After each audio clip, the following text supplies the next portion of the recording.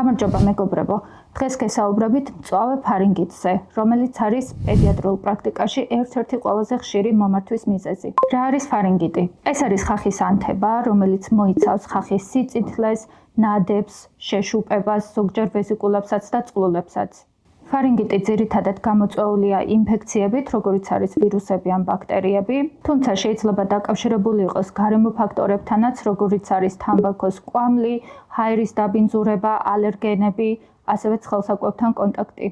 ჩვენი მთავარი მიზანია გავარჩიოთ მნიშვნელოვანი პოტენციურად სერიოზული გამომწვევები, ისეთი გამომწვევებისგან, რომლებიც არ საჭიროებენ სპეციფიურ მკურნალობას.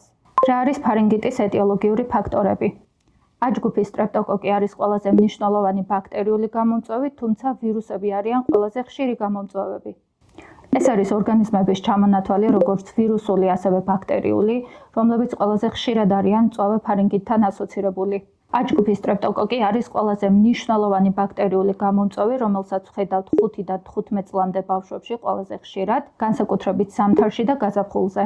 კლინიკური სურათი მოიცავს 2-დან 5 დღემდე ინკუბაციურ პერიოდს, რომელსაც მოყვება ყელის ტკივილი და ტემპერატურის სწრაფი მატება. გვაქვს ძირითადი და თანმხლები სიმპტომები, მაგალითად ხახა წითელია, ტონზილები გადიდებული და ხშირად დაფარული თეთრი ნადებით, შეიძლება იყოს ასევე პატარა ზომის სისხლჩაქცევებიც ხახაზე, ენის ზედაპირი არის ძალიან წითელი და ხშირად ამსგავსებენ მარწყვს, გადიდებული და მტკივნეულია ყელის წინა ლიმფური ჯირკვლები. ის სიმპტომები, რომლის დროსაც ნაკლებად სავარაუდოა სტრეპტოკოკული ინფექცია და უფრო სავარაუდოა ვირუსული ინფექცია, ეს არის დიარეა, ხველა, კონიუნქტივიტი, წყლულები პირის ღრუში, ასევე კრუპი, ლარინგიტი ან ხმის ჩახლეჩა. როგორ ხდება ფარინგიტის კლინიკური დიაგნოსტირება? სტრეპტოკოკული და ვირუსული ფარინგიტის კლინიკური ნიშნები ხშირად გადაფარავს ერთმანეთს. თუმცა გვაქვს MAC-ის კლინიკური კრიტერიუმი, რომლის მიხედვითაც თითოეულ ამ კრიტერიუმს ენიჭება ერთი ქულა, თუ კი ქულების რაოდენობა 4-ზე მეტია, ამ შემთხვევაში რეკომენდირებულია ჩატარდეს ტესტი სტრეპტოკოკზე, თუმცა ტესტირებული ბავშვების 70%-ში სტრეპტოკოკი არ აღმოჩნდა.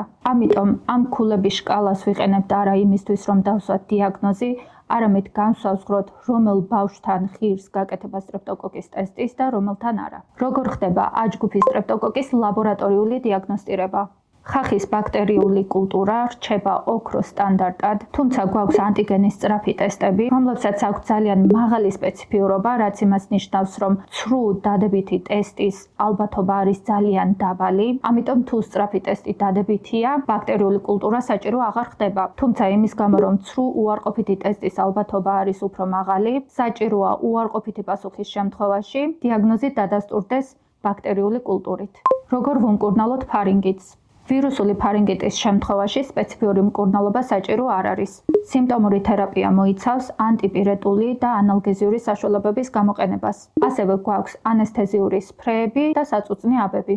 სტრეპტოკოკული ფარინგიტის შემთხვევაში სპეციფიური მკურნალობის გარეშე ისიც ალაგდება, თუმცა მოწოდებულია ანტიბიოტიკოთერაპია. ადრეული ანტიბიოტიკოთერაპია აჩქარებს კლინიკური სურათის გაუმჯობესებას 12-24 საათით. ასევე ამცირებს რევმატიული ცხელების განვითარების რისკს, თუ კი ანტიბიოტიკის მიღება დაიწყება დაავადებიდან 9 დღის განმავლობაში. თუმცა ანტიბიოტიკოთერაპია არ ამცირებს პოსტსტრეპტოკოკული გლომერულონეფრიტის განვითარების რისკს. თუ მოგეწონათ ვიდეო, გამოიწერეთ ჩემი არხი და გაუზიარეთ სხვებსაც. ჯანმრთელობას გისურვებთ, შევხვდებით შემდეგ ვიდეოში.